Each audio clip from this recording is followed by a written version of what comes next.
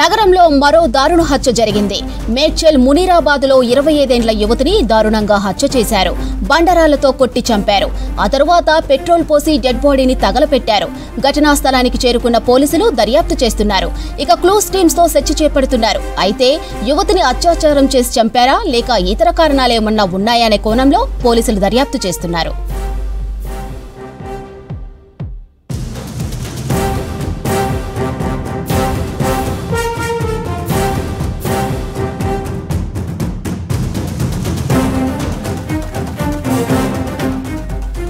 నగరంలో మరో దారుణ హత్య జరిగింది. మేడ్చల్ మునీరాబాద్లో 25 ఏళ్ల యువతిని దారుణంగా హత్య చేశారు. బండరాలతో కొట్టి చంపారు. ఆ తర్వాత పెట్రోల్ పోసి డెడ్ బాడీని తగలపెట్టారు. ఘటనా స్థలానికి చేరుకున్న పోలీసులు దర్యాప్తు చేస్తున్నారు. ఇక క్లూస్ టీమ్స్ తో సెర్చ్ చేపడుతున్నారు. అయితే యువతిని అత్యాచారం చేసి చంపారా లేక ఇతర కారణాలేమన్నా ఉన్నాయా అనే కోణంలో పోలీసులు దర్యాప్తు చేస్తున్నారు.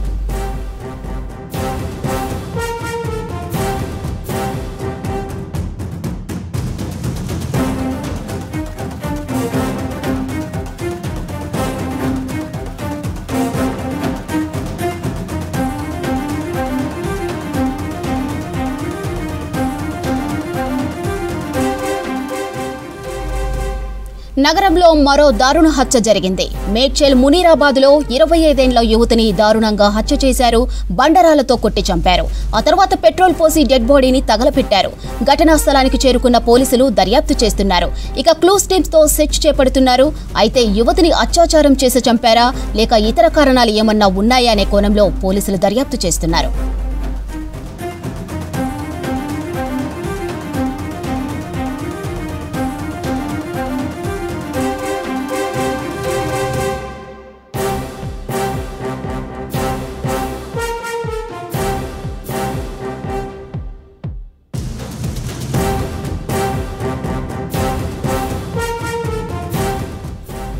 నగరంలో మరో దారుణ హత్య జరిగింది.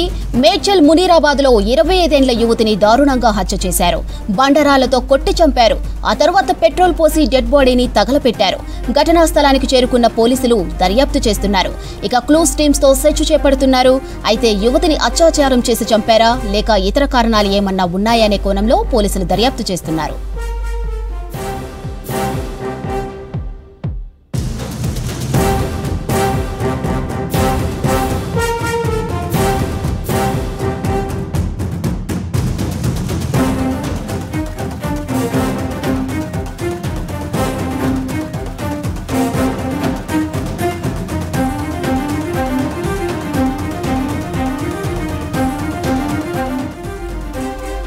నగరంలో మరో దారుణ హత్య జరిగింది. మేడ్చల్ మునీరాబాద్లో 25 ఏళ్ల యువతిని దారుణంగా హత్య చేశారు. బండరాలతో కొట్టి చంపారు. ఆ తర్వాత పెట్రోల్ పోసి డెడ్ బాడీని తగలపెట్టారు. ఘటనా స్థలానికి చేరుకున్న పోలీసులు దర్యాప్తు చేస్తున్నారు. ఇక క్లూస్ టీమ్స్ తో సెర్చ్ చేపడుతున్నారు. అయితే యువతిని అత్యాచారం చేసి చంపారా లేక ఇతర కారణాలు ఏమన్నా ఉన్నాయా అనే కోణంలో పోలీసులు దర్యాప్తు చేస్తున్నారు.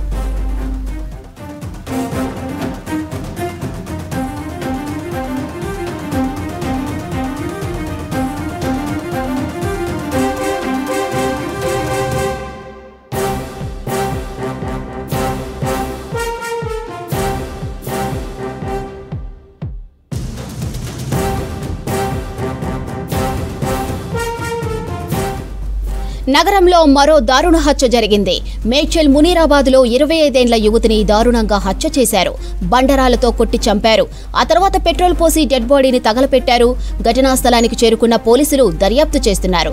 క్లూస్ టీమ్స్ తో సెర్చ్ చేపడుతున్నారు. ఇక అయితే యువతిని అత్యాచారం చేసి చంపారా లేక ఇతర కారణాలు ఏమన్నా ఉన్నాయా అనే కోణంలో పోలీసులు దర్యాప్తు చేస్తున్నారు.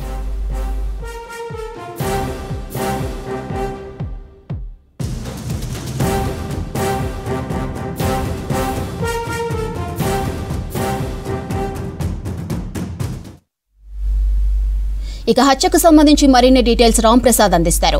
రాంప్రసాద్, మునీరాబాద్ మహిళా హత్యకు కారణాలేంటి? ఎస్ మాధురి, మనం చూస్తున్నాం హైదరాబాద్తో పాటు పలు ప్రాంతాల్లో అయితే ఇటు మహిళలపై దాడులు పెద్దగానే పెరుగుతున్నాయని చెప్పవచ్చు. ఈ క్రమంలోనే ఈరోజు మేడ్చల్ జిల్లా మునీరాబాద్లో అయితే 25 ఏళ్ల యువతిని బండరాళ్లతో కొట్టి చంపినటువంటి ఒక ఘటన అయితే వెలుగులోకి వచ్చింది.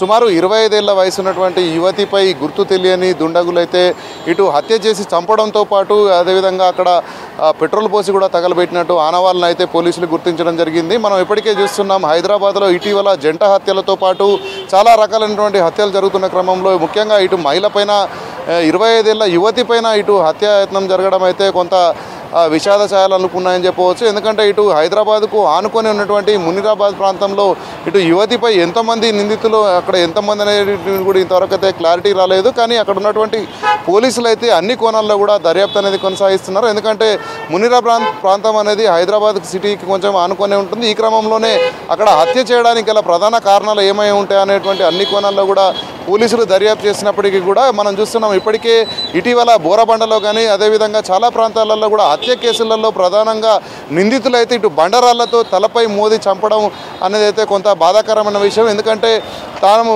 వారిపైన దాడి చేసిన క్రమంలో అయితే ఒక్కరు దాడి చేసినారా ఎంతమంది దాడి చేసినారా అనేటువంటి ఒక అంచనా లేని క్రమంలో ఇటు మహిళలతో పాటు పురుషులపైన కూడా దాడులు జరుగుతున్నాయి. కానీ వరుసగా జరుగుతున్నటువంటి హత్యలు అయితే కొంత కలవరం లేపుతున్నట్టు చెప్తున్నాయి. ఎందుకంటే ఇటు హైదరాబాద్లో మనం చూస్తున్నాం ఇటీవలనే ఏదైతే ఒక మహిళ పైన యువతి పైన ఇప్పటికే వెంకట మాధురి హత్య కేసు అనేది కొంత రాష్ట్ర వ్యాప్తంగా సంచలనం సృష్టిస్తున్న నేపథ్యంలో అయితే ఇటు మునీరాబాద్లో 25 ఏళ్ల యువతిపై అయితే గుర్తు తెలియని దుండగులు ఇటు బండారాలతో మోదీ చంపడంతో పాటు పెట్రోల్తో పోసినటువంటి ఘటన అయితే మరొక సంచలనం చెప్తుందని చెప్పవచ్చు. దీనిపైన పోలీసులు అయితే అన్ని కోణాల్లో కూడా దర్యాప్తు చేస్తున్నారు. ఇప్పటికే మేడ్చల్ జిల్లాకు సంబంధించినటువంటి పోలీసు యంత్రాంగం కూడా నిందితులను పట్టుకునేటువంటి పనిలో అయితే సమగ్ర దర్యాప్తు కొనసాగిస్తున్నారు. మాదిరి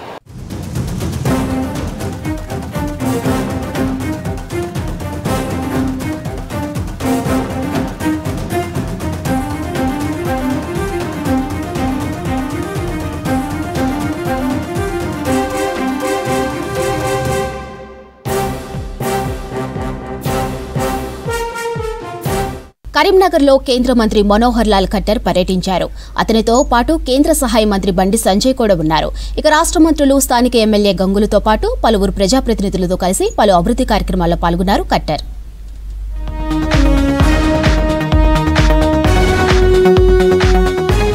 కరీంనగర్లో కేంద్ర మంత్రులు బండి సంజయ్, మనోహర్ లాల్ ఖట్టర్ పర్యటించారు. మంత్రులు పొన్నం, పొంగులేటితో కలిసి పలు అభివృద్ధి కార్యక్రమాల్లో పాల్గొన్నారు. ఆర్ట్స్ కాలేజ్ గ్రౌండ్లో 8 కోట్లతో 10 లక్షలతో నిర్మించిన మల్టీపర్పస్ పార్క్ ను ప్రారంభించారు. అంబేద్కర్ స్టేడియం ప్రాంగణంలో నిర్మించిన స్పోర్ట్స్ కాంప్లెక్స్ తో పాటు హౌసింగ్ బోర్డులో 18 కోట్లతో నిర్మించిన 24 గంటల మంచినీటి సరఫరా కేంద్రాన్ని ప్రారంభించారు.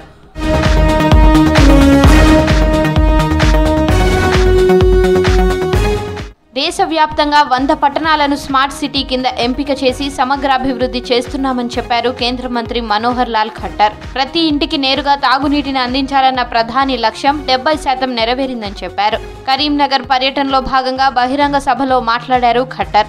త్వరలోనే కరీంనగర్లో ఈఎస్ఐ హాస్పిటల్ నిర్మిస్తామని, డంపింగ్ యార్డ్లో చెత్త శుద్ధికి అవసరమైన నిధులు, సాంకేతిక అవసరాలు అందిస్తామని హామీ ఇచ్చారు.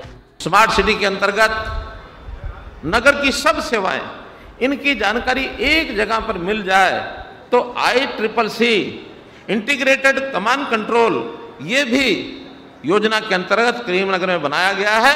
आज उस कंट्रोल सेंटर पर शहर के अंदर चाहे यातायात की व्यवस्था है, पानी की व्यवस्था है, प्रकाश की स्ट्रीट लाइट की व्यवस्था है अथवा ट्रैफिक की बात है, सब चीज़ों की नज़र एक ही स्थान से रखी जा सकती है ताकि शहर की व्यवस्थाओं को कैसे सुचारू बनाया जा सके. రాష్ట్ర అభివృద్ధికి కేంద్ర మంత్రులు ఇద్దరూ పూర్తి సహకారాలు అందించాలన్నారు మంత్రి పొంగులేటి శ్రీనివాసరెడ్డి. హైదరాబాద్లో మూసీ నదితో నగరవాసులు తీవ్ర ఇబ్బందులు పడుతున్నారన్నారు. మూసీ ప్రక్షాళనకు కేంద్రం నిధులు మంజూరు చేయాలని కోరారు. మెట్రో రైలు విస్తరణకు సహకరించాలన్నారు మంత్రులు. హైదరాబాద్లో 2 ప్రధానమైన అంశాలున్నాయి. ఒకటి, హైదరాబాద్ నడిబొడ్డులో మూసీ చాలా భయంకరమైన పరిస్థితిలో ప్రవహిస్తున్నమాట వాస్తవం. దాన్ని ప్రక్షాళన చేయటానికి మూసీ పరివాహక ప్రాంతంలో ఎవరైతే లక్షలాది మంది ప్రజలు నివసిస్తున్నారో వారి జీవితంలో కొత్త జీవితాన్ని ఇవ్వడానికి రాష్ట్ర ప్రభుత్వం ముందుకొచ్చింది. తప్పకుండా కేంద్ర మంత్రివర్యులు కూడా మూసీ పరివాహక ప్రాంతాన్ని ప్రక్షాళన చేసిన దాంట్లో వారి సపోర్ట్ పూర్తిగా ఇవ్వాలని మనస్ఫూర్తిగా కోరుకుంటున్నాను. మీ అందరితో విజ్ఞప్తి చేస్తా ఉన్నా, ఆ డంప్ యార్డ్ అనేది ఇక్కడ నుంచి పోవడానికి రాష్ట్ర ప్రభుత్వం నుంచి అన్ని రకాల చర్యలు తీసుకుంటాం. మంత్రి గారితో సహా కేంద్ర మంత్రి గారు ఒకసారి గట్టిగా చప్పట్లు కొట్టి దాని సీరియస్నెస్ చెప్పాల్సింది సందర్భంగా కోరుతా उना। अर्बन डेवलपमेंट मिनिस्टर है जब बहुत सारे म्यूनसिपालिटीज को कॉर्पोरेशन में अंडरग्राउंड ड्रेनेज से लेके अर्बन हाउसिंग में बहुत सारे पैसे देते थे और मेट्रो रेल भी दिए। हम उनके पूरे सपोर्ट में है और करीमनगर के लिए आप कुछ भी करके डेवलपमेंट में आपके आने का मकसद ये खड़ा करके जाने की जरूरत है। కరీంనగర్ మీటింగ్లో కేంద్ర మంత్రి బండి సంజయ్ వ్యాఖ్యలు ఆసక్తికరంగా మారాయి. మంత్రి పొన్నం ప్రభాకర్ బీఆర్ఎస్ ఎమ్మెల్యే గంగుల కమలాకర్కు తనకు మధ్య ఎలాంటి విభేదాలు లేవన్నారు. తామంతా ఒకటిగా పనిచేస్తామన్నారు. కానీ పొన్నంకు స్థానిక ఎమ్మెల్యే గంగులకు కొంత గ్యాప్ ఉండొచ్చని సంజయ్ కామెంట్ చేయడం చర్చనీయాంశంగా మారింది. కరీంనగర్ జిల్లా అభివృద్ధి కోసం అందరం కలిసి పనిచేస్తామన్నారు బండి సంజయ్. కొన్ని రోజులుగా రాజకీయాలపై బండి సంజయ్ చేస్తున్న కామెంట్స్ ఇంట్రెస్టింగ్ గా మారాయి. మా అన్న మా సోదరుడు పెద్దలు గౌరవనీయులు శ్రీ పొన్నం ప్రభాకర్ గారు, అదేవిధంగా గౌరవనీయులు స్థానిక శాసనసభ్యులు మా అన్న గంగుల కమలాకర్ గారు, నాకు పొన్నమన్నకైతే పోయినా ఏం లేవు, గ్యాప్స్ ఏం లేవు. నాకు కమలాకర్ కూడా గ్యాప్స్ ఏమి లేవు. ఇక కొంచెం ప్రభాకర్ కమలాకర్ అది కూడా పోతుంది సార్, ఉండదు ఇక, అవి కూడా పోతుంది ఇక. దీంతో ఈ స్టేజ్తో క్లోజ్ ఇక.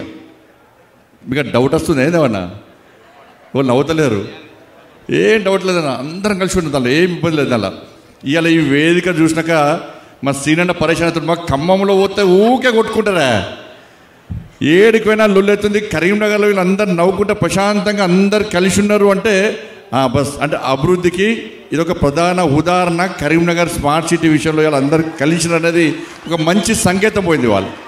కార్యక్రమంలో స్థానిక ఎమ్మెల్యే గంగుల కమలాకర్, మేయర్, స్థానిక ప్రజా ప్రతినిధులు పాల్గొన్నారు. ఇవాల్టితో రాష్ట్రంలో గ్రామ వార్డు సభలు ముగిశాయి. ఈ నెల 26 నుంచి ప్రారంభించనున్న 4 పథకాల కోసం అప్లికేషన్లు స్వీకరించింది సర్కార్. ఇప్పటికే లబ్ధిదారుల లిస్టును ప్రకటించిన అధికారులు కొందరు పేర్లు రాకపోవడంతో తిరిగి ఈ నెల 21 నుంచి దరఖాస్తులు స్వీకరిస్తున్నారు. అలాగే లబ్ధిదారుల పేర్లను ప్రకటిస్తున్నారు.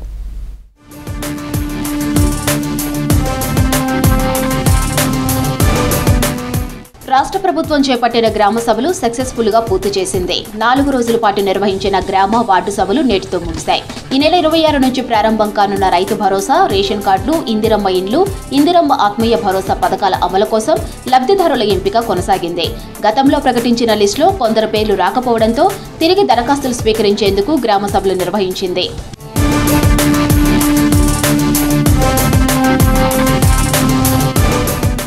3 రోజుల్లో 10,495 గ్రామ పంచాయతీల్లో గ్రామ సభలు సక్సెస్ఫుల్ గా పూర్తి చేసింది ప్రభుత్వం. అంటే 96% పూర్తయింది. ఈ రోజు వరకు గడువు ఉండటంతో మిగిలిన 2,270 గ్రామాల్లో గ్రామ సభలను పూర్తి చేశారు అధికారులు.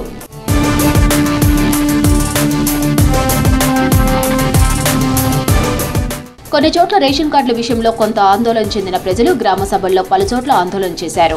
మరికొన్న చోట్ల కావాలనే బీఆర్ఎస్ నేతలు గందరగోళం క్రియేట్ చేశారని మంత్రులు ఆరోపిస్తున్నారు. అర్హులైన ప్రతి ఒక్కరికి స్కీములు అందుతాయని భరోసా కల్పించే ప్రయత్నం చేశారు మంత్రులు. రాష్ట్ర వ్యాప్తంగా గ్రామ సభలు ముగిశాయి. ఉమ్మడి వరంగల్ జిల్లా వ్యాప్తంగా 45 రోజుల పాటు గ్రామ సభలు జరిగాయి. ఇక సంక్షేమ పథకాలకు ఎంపికైన లబ్ధిదారుల పేర్లను ప్రకటించారు అధికారులు. అక్కడక్కడ గ్రామ సభల్లో రసాబస నెలకొంది. అనర్హులను పథకాలకు ఎంపిక చేశారంటూ అధికారులు నిలదీశారు గ్రామస్తులు. ఇక అర్హత ఉన్న లిస్టులో పేరు లేని వారి నుంచి మళ్లీ దరఖాస్తులు స్వీకరించారు అధికారులు. 26న లబ్ధిదారులకు పథకాలను అమలు చేయనుంది ప్రభుత్వం. ఇక వరంగల్ ఉమ్మడి జిల్లాలో గ్రామ సభలపై మరిన్ని వివరాలు కృష్ణమోహన్ అందిస్తారు. 26వ తారీఖు నుంచి రాష్ట్ర ప్రభుత్వం 4 పథకాలను లబ్ధిదారులకు అందించున్నది. లాంఛనంగా ప్రారంభించిన నేపథ్యంలో కూడా లబ్ధిదారుల ఎంపికకు సంబంధించి 4 రోజుల పాటు కూడా గ్రామ సభలు నిర్వహించారు. ప్రతి గ్రామంలో సభ నిర్వహించడం, ఈ 4 పథకాలకు సంబంధించినటువంటి లబ్ధిదారుల జాబితాను డిస్ప్లే చేశారు. సేమ్ టైంలో ఎవరైతే జాబితాలో లేని వాళ్ళు కావచ్చు, అలాంటి వాళ్ళు ఎవరైనా ఉంటే కొత్తగా దరఖాస్తు చేసుకున్నటువంటి వాళ్ళ దరఖాస్తులను కూడా స్వీకరించారు. అయితే ఈ గ్రామ సభల సందర్భంగా కూడా ఈ 4 రోజుల పాటు చాలా చోట్ల కొంత ఉద్రిక్త వాతావరణం కూడా కారణమైందని చెప్పచ్చు. చాలా చోట్ల రసాబసాగా కూడా జరిగాయి. తాము గతంలో అప్లై చేసుకున్నప్పటికీ కూడా తమకు రాలేదు, అనర్హులకు జాబితాలో పేర్లు వచ్చాయంటూ కూడా కొన్ని చోట్ల అధికారులను నిలదీసినటువంటి సంఘటనలు జరిగాయి. సేమ్ టైంలో కమలాపూర్లో జరిగినటువంటి ఇన్సిడెంట్ అయితే చాలా ఉద్రిక్తకు దారితీసింది. ఎమ్మెల్యే కౌశిక్ రెడ్డి అక్కడికి వచ్చిన నేపథ్యంలో అక్కడ ఉన్నటువంటి ఎంపీపీ ఇందిరమ్మ ఇళ్లకు సంబంధించినటువంటి అంశాన్ని ప్రస్తావించడం, గత 10 ఏళ్లుగా ఇళ్ల కోసం ఎదురు చూసినా ఎవరికి డబుల్ బెడ్రూమ్ దక్కలేదు అనే అంశాన్ని ప్రస్తావించిన సమయంలో కౌశిక్ రెడ్డి అడ్డుకోవడం, ఆ తర్వాత అనేక రకాల విమర్శల నేపథ్యంలో అటు కాంగ్రెస్ బీఆర్ఎస్ పార్టీ మధ్య కూడా తీవ్ర ఉద్రిక్త వాతావరణం దారితీసింది. కోడిగుడ్లు టమాటాలు కూడా విసిరారు. పోలీసులు 2 వర్గాలను కూడా సముదాయించాల్సినటువంటి పరిస్థితి కనిపించింది. సేమ్ టైంలో ఏటూ నాగరంలో కూడా ఇలాంటి పరిస్థితి కనిపించింది. గ్రామసభ నిర్వహణ సందర్భంగా కూడా చాలామంది తమ పేర్లు లేవు, జాబితాలు లేవు అంటూ కూడా ఆందోళన చేశారు. సేమ్ రేగొండలో కూడా అలాంటిదే జరిగింది. ఇటు మహబూబాబాద్ కావచ్చు, ఇటు వరంగల్, హన్మకొండ, ఇటు ములుగు, జనగామ, భూపాలపల్లి ఇలా 6 జిల్లాల పరిధిలో కూడా గ్రామ సభలంతా కూడా 4 రోజుల పాటు కూడా నిర్వహించారు. అయితే ప్రజాపాలన సందర్భంగా కూడా ప్రభుత్వం ఈ పథకాలకు సంబంధించి గతంలోనే దరఖాస్తులు స్వీకరించింది. ఆ దరఖాస్తుల ఆధారంగా కూడా అధికారులు గ్రౌండ్ రిపోర్ట్ చేశారు. తర్వాత వాళ్ళ దగ్గరికి వెళ్ళి విచారణ చేశారు. ఆ లబ్ధిదారుల ఎంపిక కూడా చేశారు. ఇదే సమయంలో కొంతమంది పేర్లకు సంబంధించి కూడా మిస్ అయ్యాయి. ఈ నేపథ్యంలోనే వాళ్ళకు సంబంధించినటువంటి మళ్ళీ దరఖాస్తు చేసుకోవడానికి అవకాశం ఇచ్చారు. అయితే ఈ 4 రోజుల పాటు జరిగినటువంటి గ్రామ సభలు అంటే ఈ నెల 21 నుంచి స్టార్ట్ అయ్యాయి. ఈరోజు చివరి రోజు గ్రామ సభలు మొత్తం ఉమ్మడి జిల్లా వ్యాప్తంగా కూడా పూర్తి చేశారు.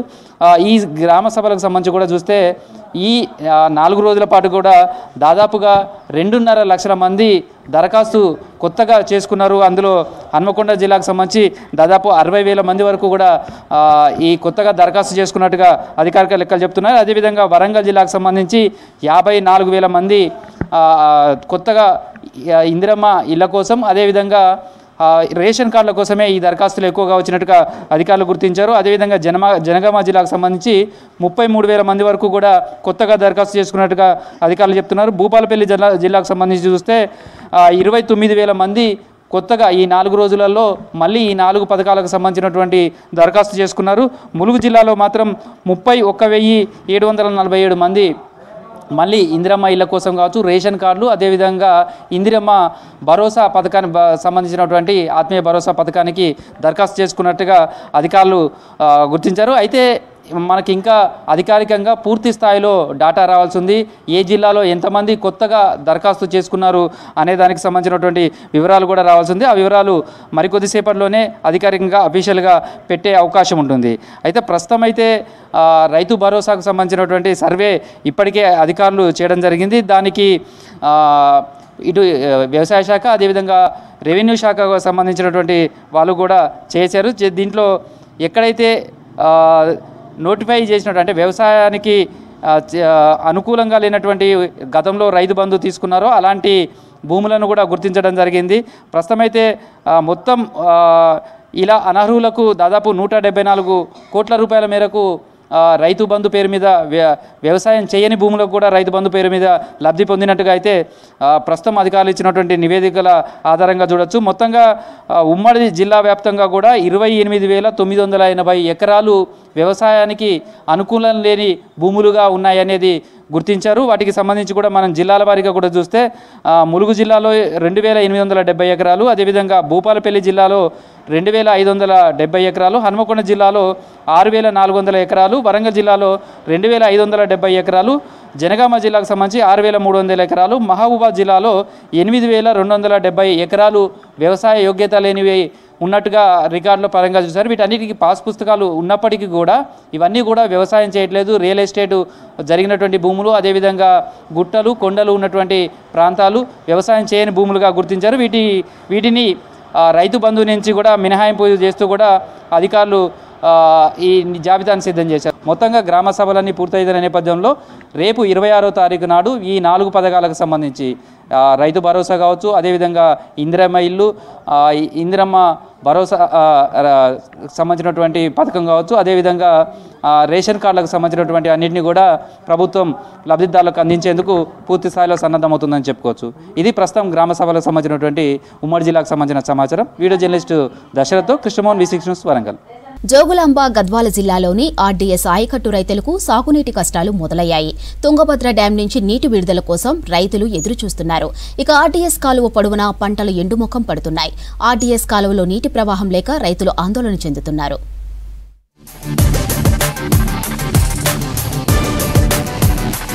తుంగభద్ర నదిలో నీటి వాటాలు కలిగి ఉండి ఆలంపూర్ నియోజకవర్గంలో 100 కిలోమీటర్ల పొడవైన ఆర్డీఎస్ కాలువలో నీటి ప్రవాహం కొనసాగటం లేదు. వానాకాలంలో కొద్దో గొప్ప పంటలు పండించుకునే ఆర్డీఎస్ రైతులను ప్రతి ఏటా యాసంగిలో సాగునీటి కష్టాలు వెంటాడుతూనే ఉన్నాయి. పొరుగు రాష్ట్రాల నీటి వాటాలను విస్తరించినా ఆలంపూర్ రైతులు మొండి ధైర్యంతో పంటలు సాగు చేస్తున్నారు. ప్రతి ఏటా యాసంగిలో 50,000 ఎకరాల్లో పంటలు పండిస్తారు. మొక్కజొన్న 30,000 ఎకరాల్లో, జొన్న 10 ఎకరాల్లో, మిగతా పంటలైన మిరప, ఉల్లి, పప్పు, శనగ మరో 10,000 ఎకరాల్లో పండిస్తారు. ప్రతిసారి మాదిరిగానే యాసంగిలో రైతులను సాగునీటి కష్టాలు వెంటాడుతున్నాయి. ఈ ఆర్డీఎస్ కెనాల్ అనేది ఏమి ఎవరు యాడ కెనాల్కి వంకలకి అన్ని అడ్డేసుకొని నీళ్లు వారించుకుంటారు. బొర్రలు ఎక్కువ ఎవరు డిపార్ట్మెంట్ ఎవరు పట్టించుకోవడం కూడా లేదు సార్. ఎవరు మొత్తము అదే రాయలసీమ దానికి యథావత్తు దాన్ని ఎత్తి పెట్టుకున్నారు సార్. నిన్న రాత్రి వరకు అన్నీ వండుకొని దాన్ని బంద్ చేపిస్తే ఈరోజు లిఫ్ట్ ఆన్ చేద్దామంటే మోటార్లు పనిచేస్తలేవు, అవి పనిచేస్తలేవు అని మా వాళ్ళని ఎవరు పరిస్థితి పట్టించుకుంటలేరు సార్. ఆర్డీఎస్ కింద ఆలంపూర్ నియోజకవర్గంలో 87,500 ఎకరాల ఆయకట్టు ఉంది. కానీ చివరి ఆయకట్టు వరకు నీరందని కారణంగా 50,000 ఎకరాల్లోనే రైతులు పంటల సాగుకు పరిమితమయ్యారు. కాలువల్లో మోటార్లు వేసుకున్న రైతులు కొంతవరకు పంటలను కాపాడుకోగలుగుతున్నారు. మిగతా రైతులు పొలాలకు నీరందక పంటలు ఎండిపోతున్నాయి.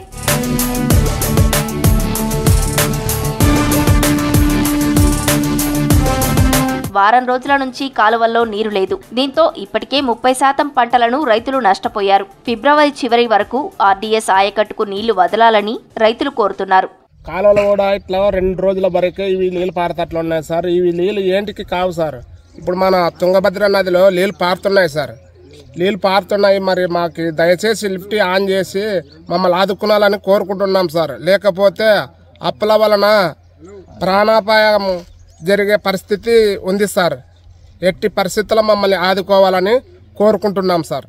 డామ్లో నీళ్లు ఎన్నో ఉన్నామని మేము ఆశలతోనే వేసుకున్నాము. ఇప్పుడు ఆశలు మాకు కొద్దిగా ఇబ్బందిగా కనిపిస్తున్నాయి సార్.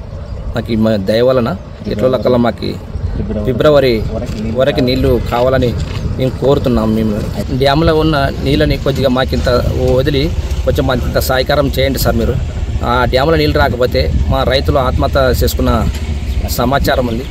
కొద్దిగా మీరు మాకు అంత సహాయకారం చేయండి సార్. ఆర్డీఎస్ 3 రాష్ట్రాల మధ్య నలుగుతున్న జల వివాదానికి కేరాఫ్. అంతర్రాష్ట్ర జల వివాదంలో ఏపీ, కర్ణాటక వ్యవహారం వల్ల తెలంగాణ ప్రాంత రైతులకు దక్కాల్సిన న్యాయం దక్కటం లేదు. తుంగభద్ర నదిపై ఉన్న రాజోలిబండ డైవర్షన్ స్కీమ్ నుంచి మొదలై తెలంగాణ ప్రాంతంలోని ఆలంపూర్ నియోజకవర్గంలో చివరి ఆయకట్టుకు నీరందటం సమస్యగానే మిగిలిపోయింది. బ్రిజేష్ కుమార్ ట్రిబ్యునల్ కేటాయింపుల ప్రకారం తుంగభద్ర నదిలో తెలంగాణ ప్రాంతానికి 15.9 టీఎంసీల నీటి వాటా ఉంది. ఆలంపూర్ నియోజకవర్గానికి 87,500 ఎకరాలకు నీరు పారాల్సి ఉంది. కానీ 6 దశాబ్దాల ఆర్డీఎస్ చరిత్రలో ఎన్నడూ 30,000 ఎకరాలకు మించి నీరు పారలేదు. దయచేసి ప్రభుత్వం రైతుల్ని కనికరించి మాకు నీళ్లు తెప్పియాలి. డామ్లో ఎన్నో నీళ్లు ఉన్నాయి. ఆఫీసర్లు, అధికారులు ఎందుకు పట్టించుకుంటున్నారో మాకు అర్థం లేదు. ఒక 10 రోజులు అయితే రైతులు సర్వనాశనం అయిపోతారు. అప్పులు తెచ్చి మొక్కజొన్నలు వేసి ఎన్నో నా దాకా ఇబ్బందులు పడి మా అప్పులు తెచ్చుకున్నాము. వారం రోజులే కాలువలేం నీళ్ళు లేదు. దయచేసి మరి అధికారులు ఏం చేస్తున్నారో మాకు అర్థం కాని స్థితి లేదు. ఇప్పటికి ఒక 4-5 దినాలు నీళ్ళు లేకపోతే ఘోరంగా పరిస్థితులు అయితే రైతుల పరిస్థితులు. దయచేసి కినాలకి మాకు నీళ్లు తెప్పించాలని అధికారులని, ఆఫీసర్లని కోరుకుంటున్నాం. తెలంగాణ ప్రాంతంలో ఆలంపూర్ నియోజకవర్గంలో ఐజ మండలం సింధనూరు నుంచి ఆలంపూర్ మండలంలోని చివరి ఆయకట్టు వరకు 100 కిలోమీటర్ల గ్రావిటీ కెనాల్ ఉంది. 68 కిలోమీటర్లు దాటి కాలువల్లో నీరు పారినా చరిత్ర లేదు. పెండింగ్ లో ఉన్న ఆర్డీఎస్ ఆనకట్ట ఆధునీకరణ, దెబ్బతిన్న కాలువ లైనింగ్, పెరిగిన పూడిక ఆర్డీఎస్ రైతుల పాలిట శాపంగా మారింది.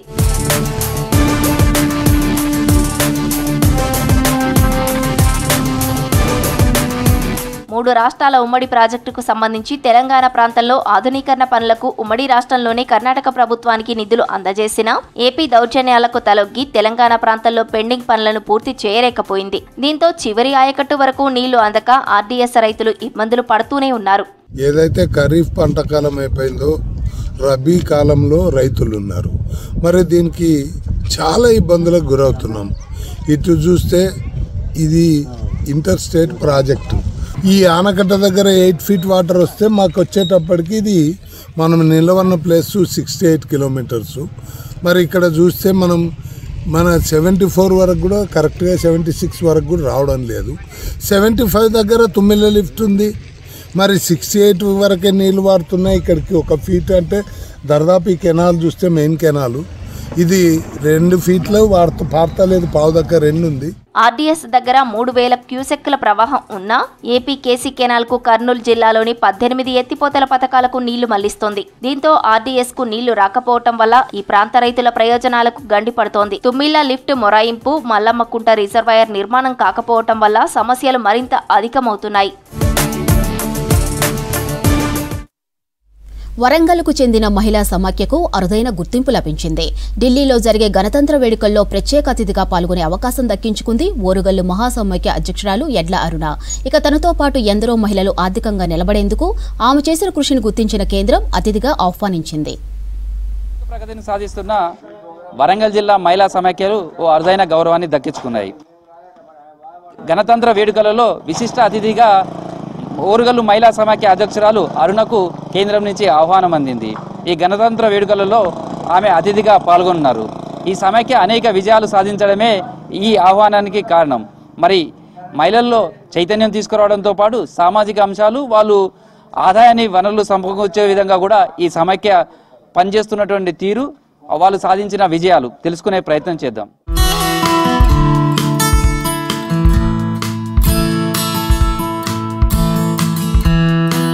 మహిళలు ఆర్థికంగా బలపడితేనే గ్రామాల అభివృద్ధి సాధ్యం. అదే దేశ అభివృద్ధికి ఉపయోగపడుతుంది. దీనిని ఆదర్శంగా తీసుకునే మహిళా సంఘాలకు ప్రోత్సాహకాలు ఇస్తున్నాయి ప్రభుత్వాలు. వాటిని ఉపయోగించుకొని ఎంతో మంది మహిళలు ఆర్థికంగా ఎదిగారు. ఆ కోవలోనే వరంగల్ జిల్లా వర్ధన్నపేట మండలం ఇల్లంద గ్రామంలోని ఓరుగల్లు మహాసమైక్య కూడా వస్తుంది.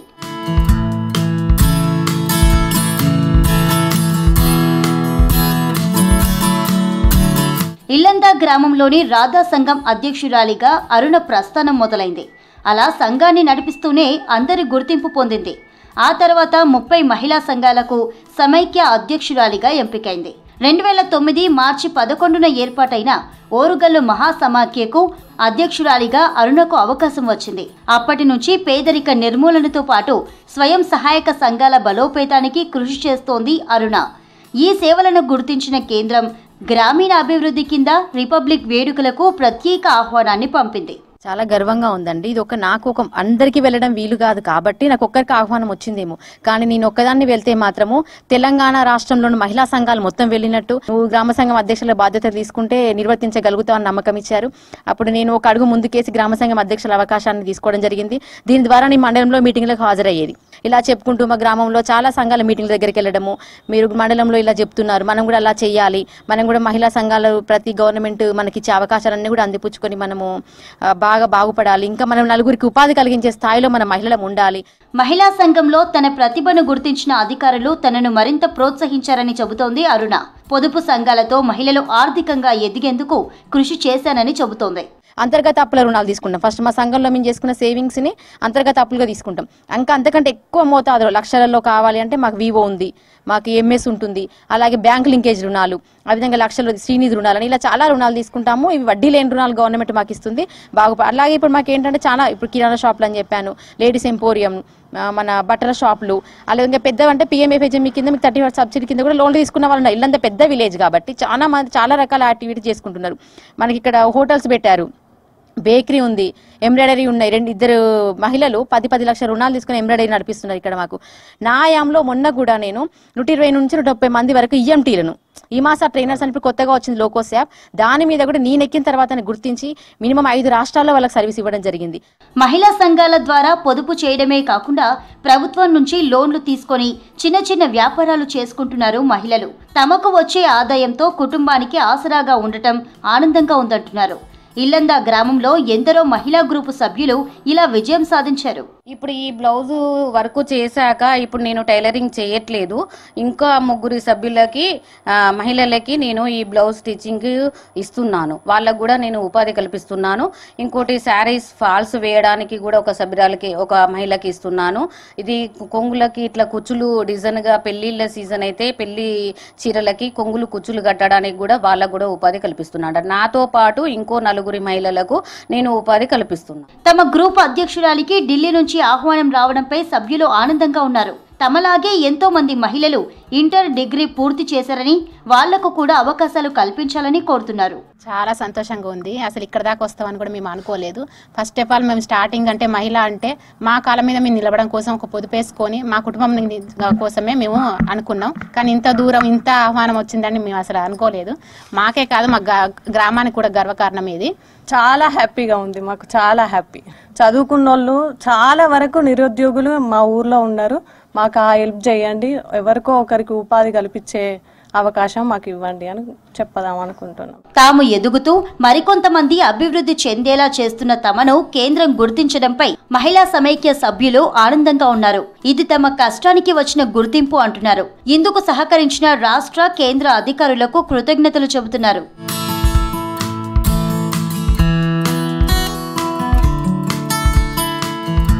మా సమైక్య అధ్యక్షురాలు అరుణ ఢిల్లీలో వెళ్తున్నారు. ఆ గణతంత్ర వేడుకల్లో పాల్గొనాలి. ఈ ఎంతోమంది ఉన్నత విద్యలు చదివిన వాళ్ళు కూడా మా సభ్యులుగా ఉన్నారు. చాలామంది అలాంటి వాళ్ళకు ఉపాధి మార్గాలు, ఉద్యోగ అవకాశాలు కల్పించాలనే అంశాన్ని కూడా కేంద్రం దృష్టికి తీసుకువెళ్ళడానికి కూడా ఒక వేదికగా, ఒక ప్రయత్నంగా కూడా ఉపయోగపడాలనేది వీళ్ళంతా కోరుకుంటున్నారు. వీడియో జర్నలిస్ట్ రాజుతో కృష్ణమోహన్, V6 న్యూస్, వర్ధనపేట మండలం ఇల్లందు గ్రామం నుంచి. ఏడుపాయల జాతర టైం దగ్గర పడుతుంది. జాతరల నిర్వహణ, లక్షలాదిగా తరలి వచ్చే భక్తులకు సౌకర్యాలు ఇంకా అంతంత మాత్రమే ఉన్నాయి. కొన్నేళ్లుగా అభివృద్ధి మాట ఎరగని వనదుర్గామాత ఆలయానికి పాలక మండలి కూడా లేకపోవడంతో జాతర ఏర్పాట్లను పట్టించుకునే వాళ్లే కరువయ్యారు.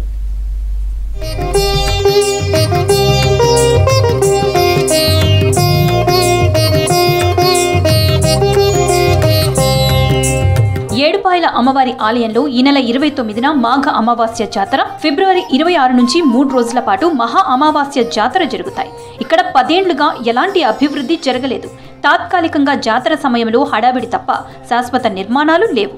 ఇప్పుడు అభివృద్ధి పనులకు దేవాలయ కమిటీ వేయాల్సి ఉన్నా ఇంతవరకు నోటిఫికేషన్ రాలేదు. దీంతో ఇప్పట్లో పాలక మండలి ఏర్పాటయ్యే అవకాశం కనిపించటం లేదు.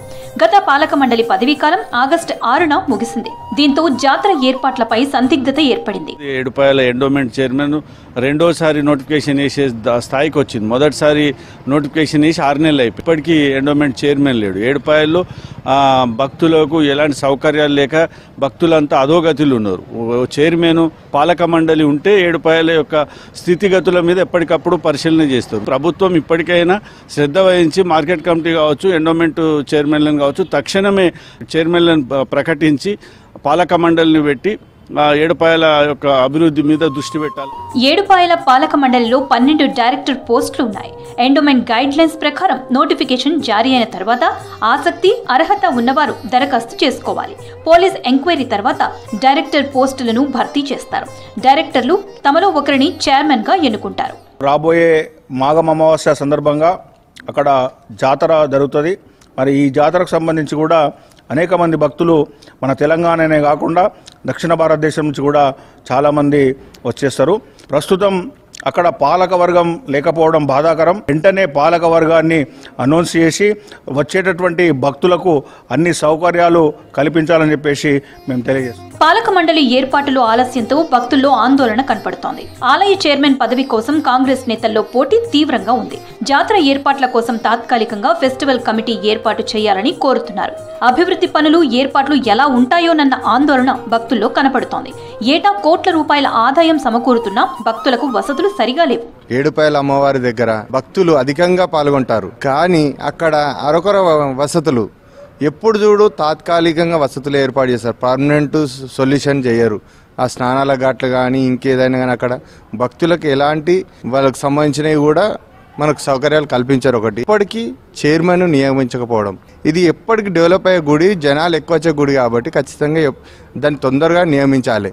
అదొకటి. రెండోది వచ్చేసి అక్కడ పోలీస్ స్టేషన్ ఏర్పాటు చేయాలి. దక్షిణ భారతదేశంలో ఉన్నటువంటి మహారాష్ట్ర, కర్ణాటక, ఆంధ్రప్రదేశ్ ప్రాంతాల నుంచి ఈ దర్శనానికి అనేక లక్షలాది మంది భక్తులు వస్తున్నటువంటి ఈ దేవాలయానికి మాఘమామాస, శివరాత్రికి అతిపెద్ద జాతరగా కొనసాగుతారు. ఇటు శివరాత్రికి కానీ ఇటు మాఘమామాస కూడా లక్షలాది మంది భక్తులు వస్తారు. కానీ కనీస ఏర్పాట్లు ఇక్కడ చేయలేరు. గుర్రపు డెక్క కూడా తీయకుండా స్నానాలకు కూడా సరిగ్గా ఏర్పాట్లు చేయలేరు. ఆ నది ప్రవాహ ప్రాంతం కానీ, స్నానాల ఘాట్ కానీ, భక్తులు నివసించడానికి, ఉండడానికి కానీ ఎలాంటి ఏర్పాట్లు చేయలేరు. మరి కనీసం శివరాత్రిని, మాఘమాసను దృష్టిలో పెట్టుకొని ఏర్పాట్లు చేయాలని చెప్పేసి దయచేసి ఈ దేవాదాయ శాఖకు కానీ రాష్ట్ర ప్రభుత్వం కానీ విన్నవించుకుంటున్నాం. ప్రతిసారి మహాశివరాత్రి జాతర సందర్భంగా ప్రభుత్వం కోట్ల రూపాయలు మంజూరు చేస్తున్నా సమస్యలు మాత్రం ఎక్కడికక్కడే ఉంటున్నాయి. ఆలయం దగ్గర సుమారు 45 సత్రాలు ఉన్నాయి. అవన్నీ భక్తులు నిర్మించినవే. నది స్నానాలకు సరిగా ఏర్పాట్లు చేయకుండా మురికి నీటిలోనే స్నానాలు చేస్తుంటారు భక్తులు. ఇలాంటి సమస్యలన్నీ పరిష్కరించాలని కోరుతున్నారు స్థానికులు.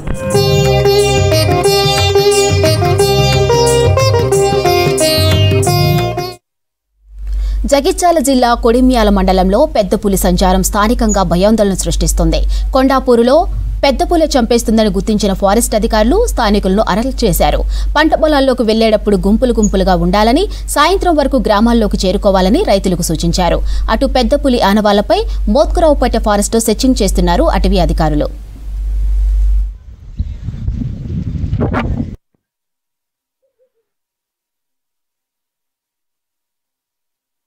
కొండాపూర్ విలేజ్లో బొల్లం చెరువు దగ్గర ఒక ఆవు కట్టేసి ఉన్నది. దానికి రాత్రి అది షికారు చేసిన తర్వాత మా వాళ్ళు ఏం చేసిన దానికి కెమెరా అమర్చిండ్రు.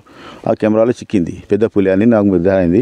జాతీయ జంతువు. దాని ఒకళ్ళు మనకు బార్డర్లో ఉన్నది. మన రేంజ్ అనేది వెమ్లాడ రేంజ్, మన చంద్రుడి మన రేంజ్ బార్డర్లో ఏంటంటే తిమ్మాపూర్, మన ఇటు నెములిగొండ, ఫాజిల్ నగర్ ప్లస్ నూకల మర్రి, వాళ్ళు అలాగే చుట్టూ చూసుకుంటే చందుర్తి, మల్యాల, ఇంకోటి మూత్కురావుపేట విలేజ్ మా బార్డర్లో ఉన్నది. కాబట్టి మా యొక్క స్టాఫ్ను బేస్ క్యాంప్ను నేను అలర్ట్ చేసిన. ఎందుకంటే అది పులి అనేది 35 కిలోమీటర్ల లోపల ఎక్కడ వచ్చినట్టు దానికి క్యాడర్ తీసుకుంటుంది, ఎక్కడైనా తిరిగి వచ్చేది.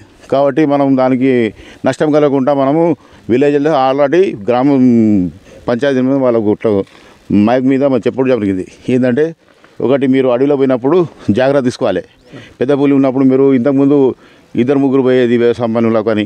అవును, మనకు ఫారెస్ట్ మనకు 5-6 కిలోమీటర్ల లోపలే దానికి దగ్గర ఉన్నది మన విలేజెస్ మొత్తం. నేను చెప్పిన విలేజ్ ఇప్పుడు నెమిలిగొండ కానీ, ఫాజిల్ నగర్ కానీ, నూగలమర్రి కానీ, అనంతపల్లి కానీ, ఇటు మళ్ళీ చందుర్తి మల్యాల ప్లస్ ఇట్లా కొండాపూర్ మోత్కారాపూర్ ఉన్నది. అవి మనకు దగ్గర ఉన్నది 5-6 కిలోమీటర్. కాబట్టి మనకు ఫారెస్ట్ కంటిన్యూ క్యారెక్టర్ ఉన్నది దానికి. దానికి ఏదైతే తెలియదు కదా, ఏ మండల ఒక ఫారెస్ట్ బార్డర్ అనేది తెలియదు.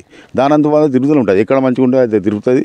కాబట్టి మనం అలర్ట్ చేసేసి ఏంటంటే వాళ్ళు జంతువులు కానీ ఆవులను కానీ లోపల బాగా పోకుండా జాగ్రత్త పడాలి. కాకతీయుల పాలనలో వెలిగిన రాజాపేట సంస్థానం ఇప్పుడు శిథిలావస్థకు చేరుకుంది. తెలంగాణ దక్షిణ మహాద్వారంగా పిలువబడే రాజాపేట సంస్థానం నిజాపాలనలోనూ విశిష్ట స్థానాన్ని సంపాదించుకుంది. ఇప్పుడు దాని చారిత్రక ఆనవాళ్లు కనుమరుగవుతున్నాయి. ఇక గత వైభవం కుప్పకూలుతుంది. ప్రభుత్వం ఈ కోటను కాపాడి పర్యాటక ప్రాంతంగా తీర్చిదిద్దాలని స్థానికులు కోరుతున్నారు.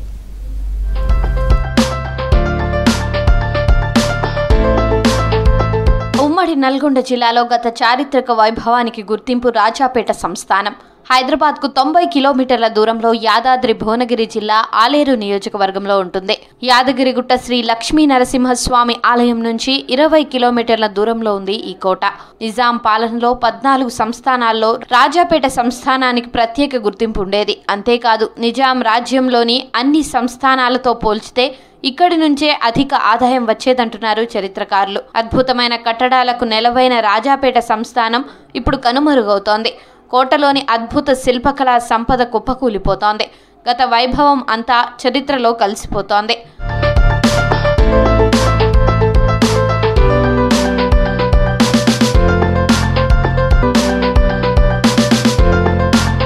రాజాపేటకు ఎంతో ఘన చరిత్ర ఉంది. రాజాపేటకు పడమటి భాగంలో గోపాలపురం ఉండేది.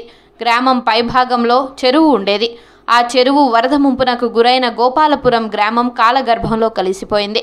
ఆ తర్వాత రాజా రాయన్న అనే రాజు 1775లో రాజాపేట కోటను నిర్మించి గ్రామాన్ని ఏర్పాటు చేశాడు. రాజా రాయన్న పాలన సాగించిన కోటనే నేడు రాజాపేటగా పిలుస్తున్నారు. రాజాపేట గ్రామం చుట్టూ కందకం తవ్వారు. కోటగోడ ప్రాకారం ఎత్తైన రాతిగోడలతో చుట్టూ శత్రు దుర్భేద్యంగా నిర్మించారు. గ్రామం మధ్యలో ఉండేలా 3 ప్రధాన ద్వారాలు ఏర్పాటు చేశారు.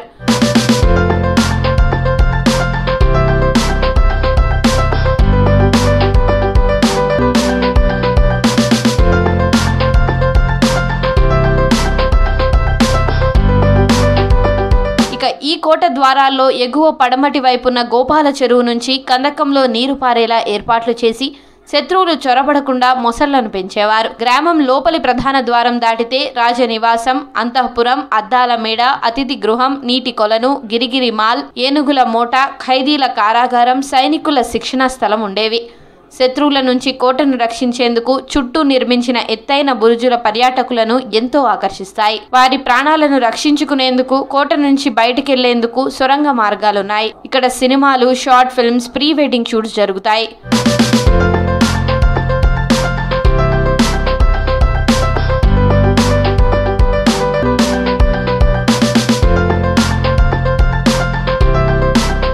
రాజాకోట రాజవంశీకులు ఈ కోటను పర్యాటక కేంద్రంగా తీర్చిదిద్దాలని గతంలో నిర్ణయించారు. గత బీఆర్ఎస్ ప్రభుత్వం కూడా ఈ కోటను పర్యాటక ప్రాంతంగా అభివృద్ధి చేస్తామని హామీ ఇచ్చింది. 2019 అక్టోబర్ 29న పర్యాటక శాఖ అధికారులు గడిని సందర్శించారు. అభివృద్ధి కోసం ప్రత్యేక నిధులు కేటాయించి పలు పర్యాటక ప్రాంతాలను కలుపుతూ టూరిజం హబ్ ఏర్పాటు చేస్తామని ప్రకటించిన అడుగు ముందుకు పడలేదు. యాదగిరిగుట్ట, కొమరవెల్లి రోడ్డు మార్గంలో ఉండే రాజాపేట రాజకోట పర్యాటక కేంద్రంగా అభివృద్ధి చేయాలని రాజపేట ప్రాంత ప్రజలు, పరిసర ప్రాంత ప్రజలు కోరుతున్నారు. విద్యార్థుల పాఠ్య పుస్తకాలలో సిలబస్గా చేర్చి ఈ ప్రాంత చరిత్రను భావితరాలకు తెలియజేయాలని ప్రస్తుత ప్రభుత్వాన్ని కోరుతున్నారు. ఏదైతే హైదరాబాద్లో ఉన్న 14 సంస్థలు నిజాం పాలించినప్పుడు ఉన్నాయో ఆ 14 సంస్థలు ఏదైతే సంస్థ నారాయణపూర్ అవుతుంది కదా, ఇక్కడి నుంచి సొరంగ మార్గం నుంచి వెళ్ళొచ్చు. ఈ రాజులు నిర్మించిన కోటను మనం కాపాడుకోవాల్సిన అవసరం ఉంది. అది గత ప్రభుత్వంలో హామీలు ఇచ్చారు. ఈ యొక్క కోటను పునర్నిర్మిస్తామని చెప్పి, పూర్వవైభవం తీసుకొస్తామని చెప్పేసి ఇచ్చారు.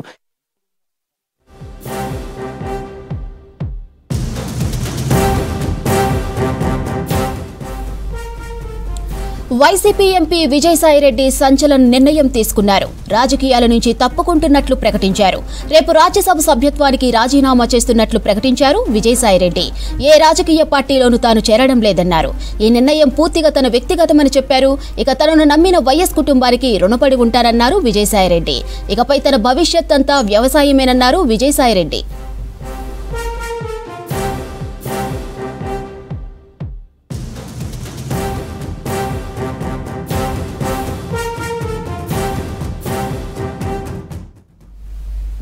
ఇక విజయసాయిరెడ్డి నిర్ణయంపై మరిన్ని డీటెయిల్స్ సత్యం అందిస్తారు. సత్యం, అప్డేట్స్ ఏంటి?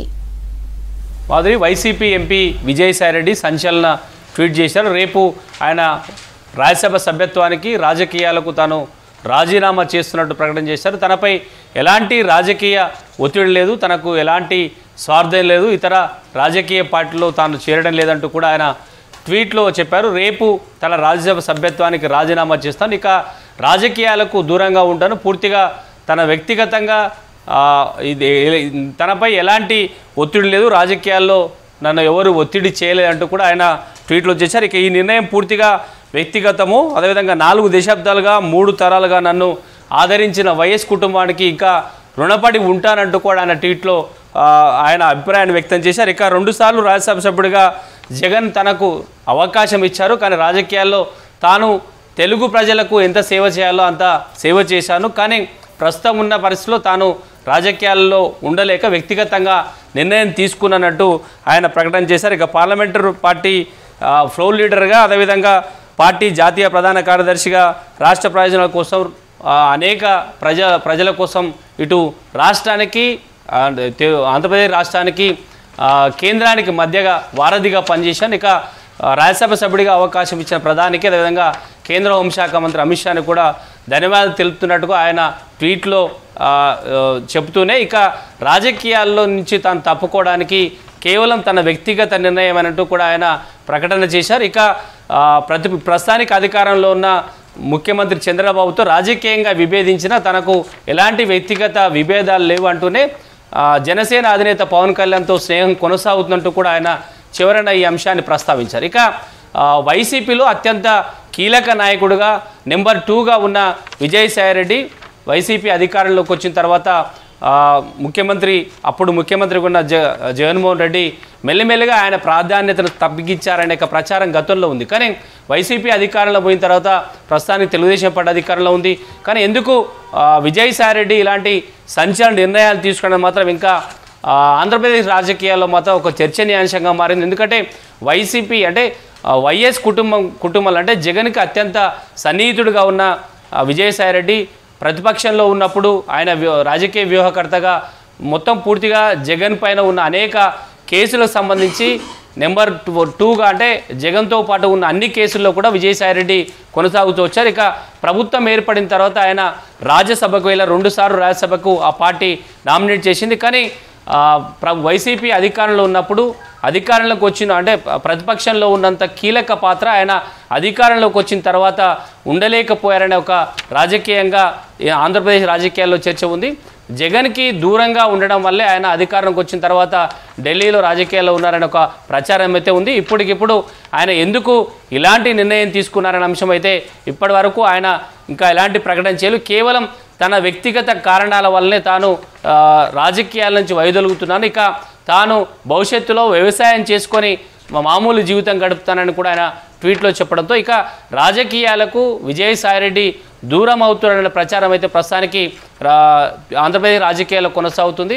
ఇంత తొందరగా అంటే ఎందుకు ఇలాంటి నిర్ణయం తీసుకున్నారు? వైసీపీలో సంచలన నిర్ణయం ఏమైనా జరగబోతుందా? వైసీపీకి ఆయన దూరం కావడం వెనుక కారణాలు ఏంది?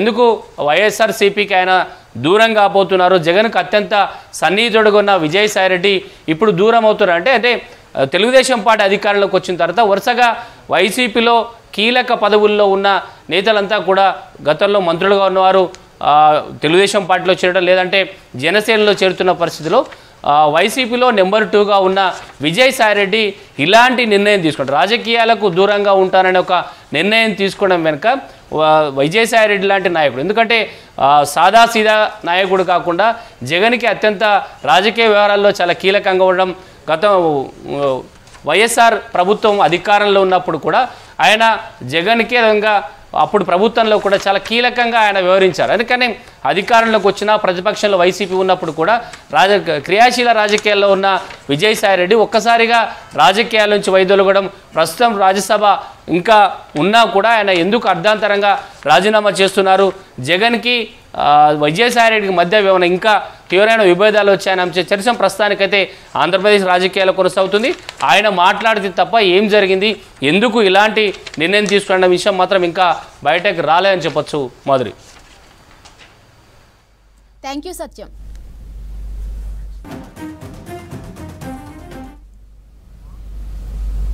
ఇవి బులెటిన్ అప్డేట్స్.